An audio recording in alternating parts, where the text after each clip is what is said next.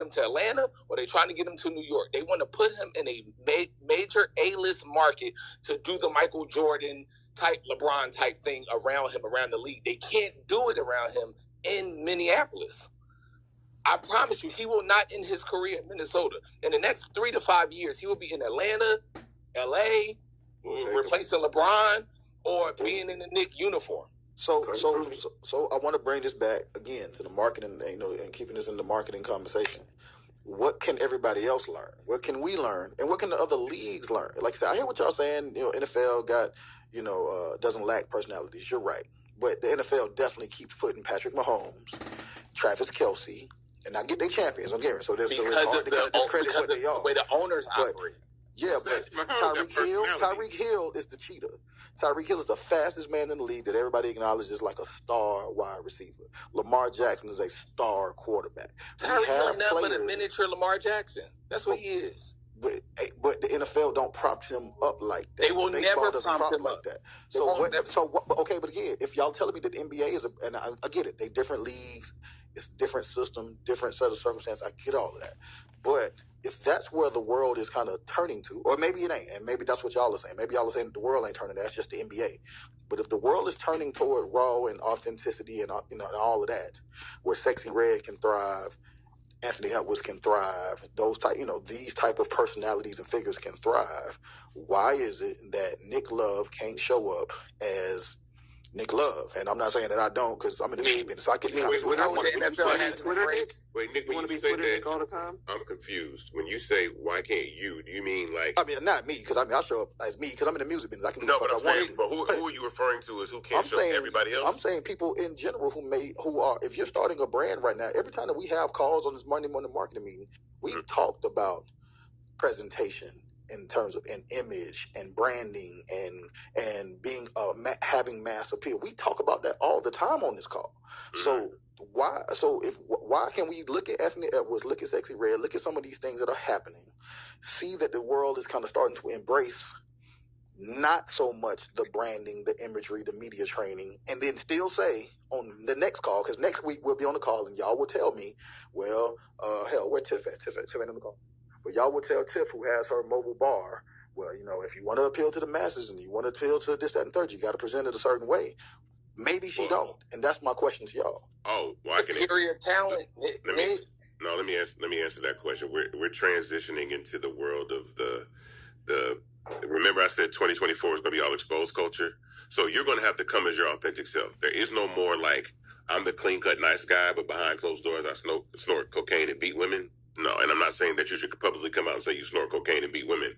But what I'm saying is that you can't all these clean cut images. I don't care what race they are. They're all getting torn down. Everybody's getting torn down because we're moving into an era where nothing is private anymore. I always said the person you are in private is the person you're going to have to be in public moving forward. So if you are bi and like to eat shrooms and like hood ass music, then you might as well be that person, because if you build a brand on top of a false image, then everything comes down.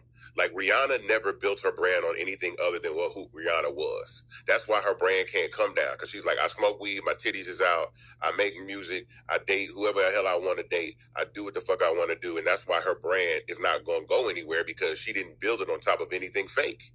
You can't. With her immediately. Yeah, I agree. I don't think we have that on this call. I think we talk about how you have to be your authentic self to like stand out from the crowd. Yeah, I'm saying for me, and I'll be honest. Like for me, I ride the line. I'm authentic, but I'm also professional. But I'm my authentic self. There's nothing about me like. I always say this, like, you're not going to hear anything come out and say Isaac beat women or he uses drugs or he's a pedophile or whatever.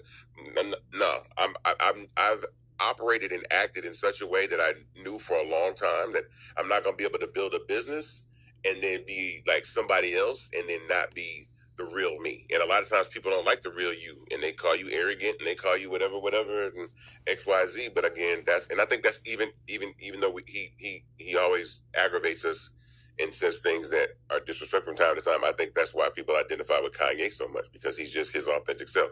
He's still able to say everything that he says and still have one of the most popular sneaker lines or brands in fashion because these kids just don't give a shit. Like they want the real, and that's the truth of that's what it is. Oh, boy. There's no more selling pudding pops and Hanes underwear, and that ain't it. You finna buy these shoes, and I got baby mamas and I date strippers. That's where the age of influencers come from. Like nobody wants to hear from the celebrities. And it's like, oh, y'all just saying anything. Like Beyonce just had to put out a whole video doing her real hair because people were criticizing her line for so bad. She had to do a whole video. I never seen Beyonce show her hair like that. I was like, what? Beyonce she had been on social media her whole career. Yeah, she showed her real hair.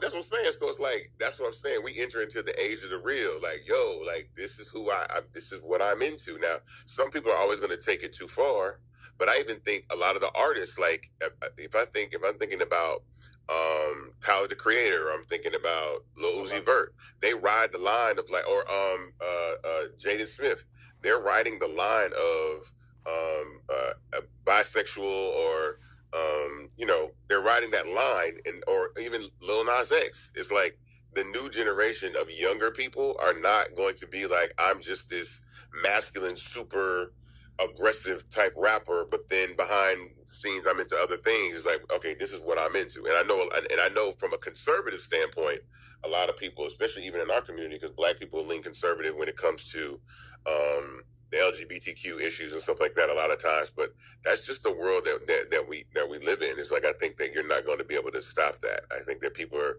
being very, very authentic in the way that they are, and that's it. I don't think that has much to do with sports as it has to do with the relatability of young people, like what young people are really like into, like face tattoos and piercings and colored hair, and it's just everything is it's out there. Like they don't want to be sold. Right. They want to be influenced. They don't want and that's why I say spokesmanship is dead. They want influence. I want to know what are you wearing and why are you wearing that? Not you holding up the product in your hand and saying, hey, go buy these, these shavers and these hot dogs. Y'all remember in Atlanta back in the day during the broken bougie era when Friday used to do the parties and shit, right? There was a time where nightclubs and lounges in Atlanta wouldn't let the hipster girls into the club with Jordans on. They would tell girls, you can't come in. You have to have on shoes. I remember. Like, and, no, yeah, and now... Yeah. No, I mean, you have to, you used to have to come to to AG's party with a button up and shit. Bro, now girls wearing Yeezys, Jordans, whatever they want to the club, and it's all acceptable. Because at the end of the day, once the masses say this is what we're doing, what you gonna do? Stop making money? If the masses saying we doing this? I have a question for Sid. So, Sid, why do 8 out of 10 children love this man? Like, what is it? Like, are they falling in love with him because he's like, he just show up and hoop? Like, oh, he don't care about his hair or his clothes. He show up and hoop. Like, why do they? I mean, to be honest with you, I think they like the fact that he's like, I think he's relatable. Like I said, he's funny. He has a great personality, but he also like he's aggressive. Like he's relatable to like young boys who got like a lot of energy and are aggressive. And that's why I was talking about how like he comes off as masculine. And I think that's attractive to young kids who's looking up for like role models and stars, because as young boys, we sit in the classroom 8 hours a day and we told to sit down, stand in line, you know what I'm saying? Don't move, and you got all this built up energy.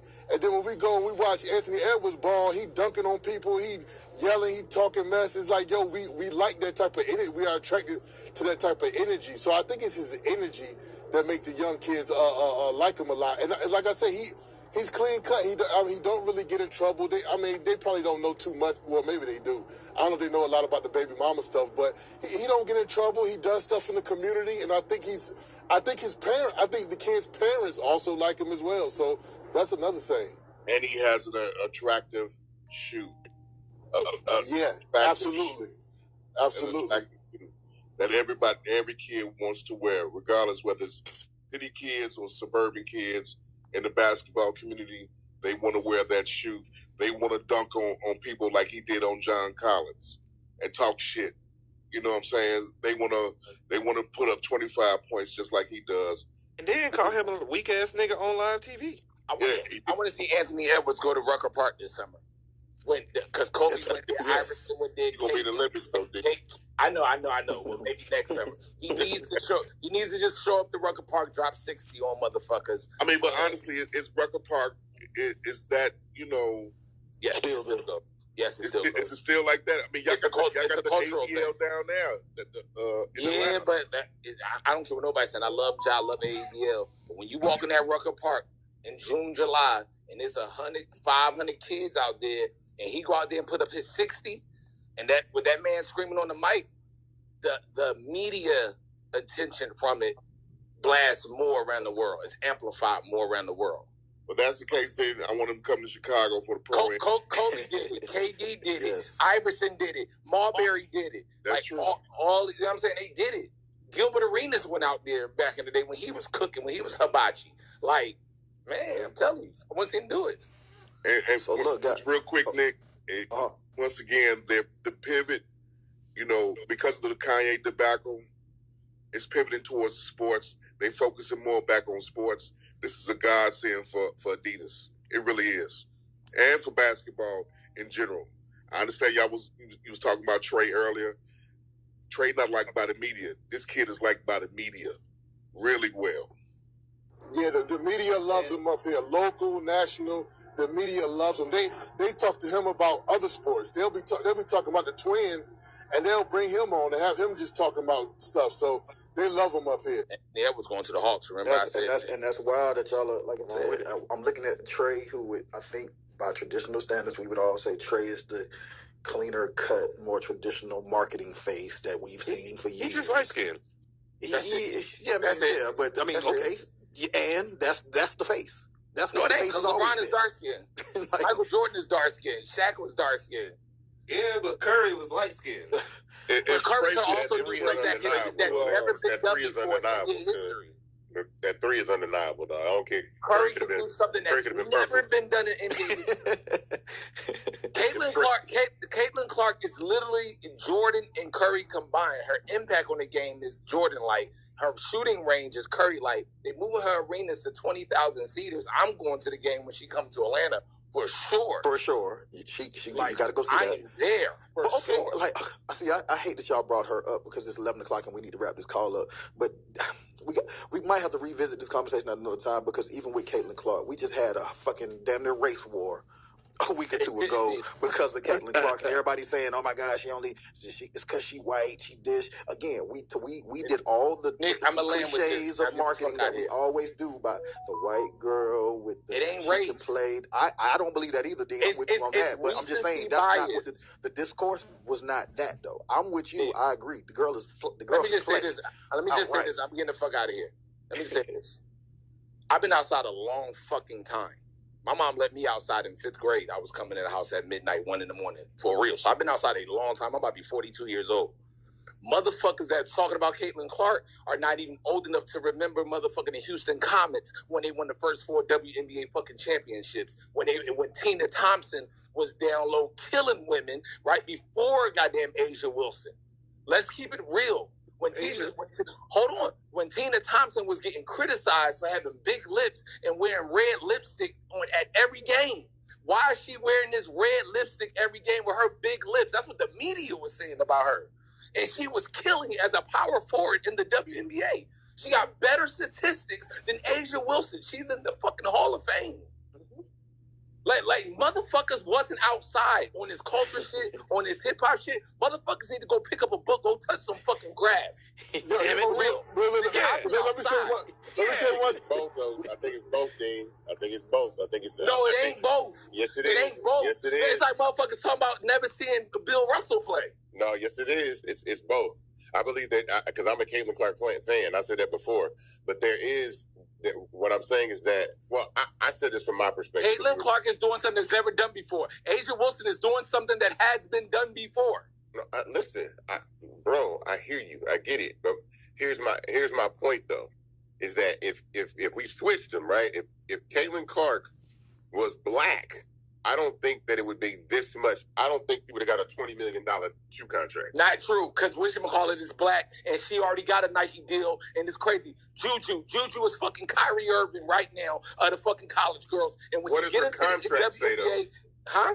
What's the contract? Well, she's not allowed to get that much money in college, but she's already in a Nike contract. And when she gets over to the WNBA, she will be seeing that same amount of money. Trust me, I bet anything on that. I think she will now, but before, I'm telling you, no, I disagree. Okay. Juju is a real fucking deal. I believe that IQ wanting her in the Big Three, right? Saying I'm gonna get her $5 million to come over to play the Big Three. I think Nike saw that, was like, well, we can't let her do that.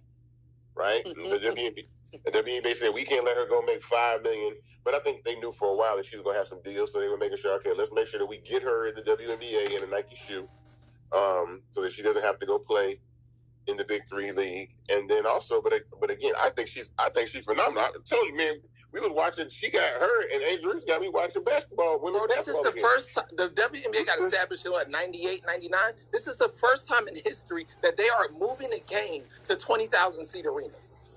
In history. I mean, two things can be true at the same time. I think a lot of white people were waiting for a white savior in basketball again, but she is a good basketball player. Right. I'm not. I don't know. But she's also feminine. Angel Reese and Caitlin Clark and some of the other college players. Did you see her in Hold on. If you watch the WNBA draft, this is probably the most feminine-looking women in a WNBA draft in a very long time. Minus Caitlin Clark.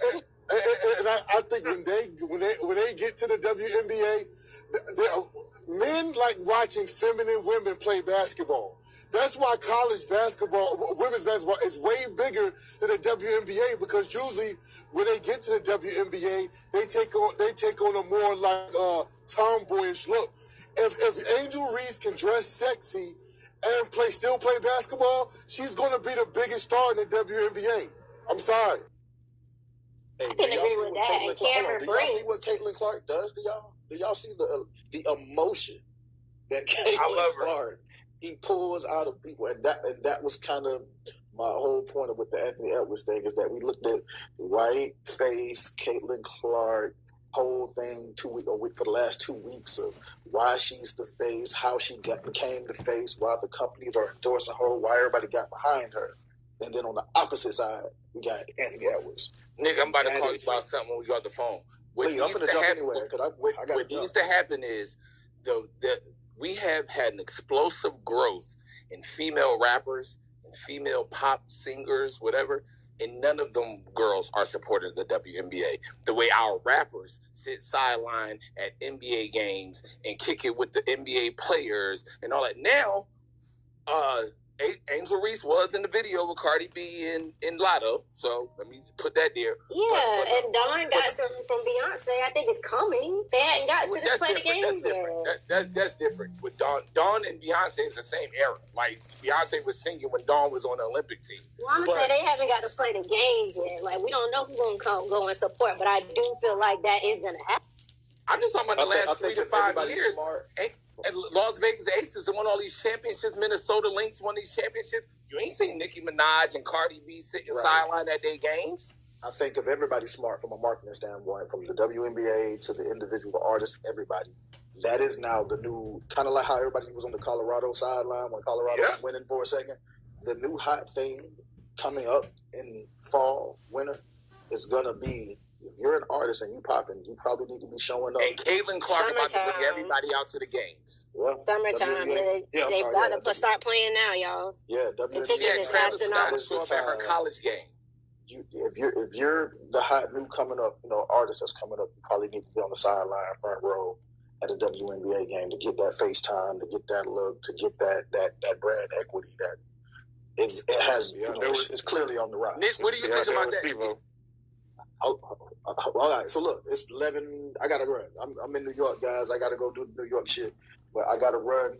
I appreciate everybody jumping on the call. We do this every single Monday, 10 a.m. Eastern Standard Time to 11 a.m. Eastern Standard Time, right here exclusively on Fanbase. Thank you to everybody in the audience. Thank you to everybody in the chat.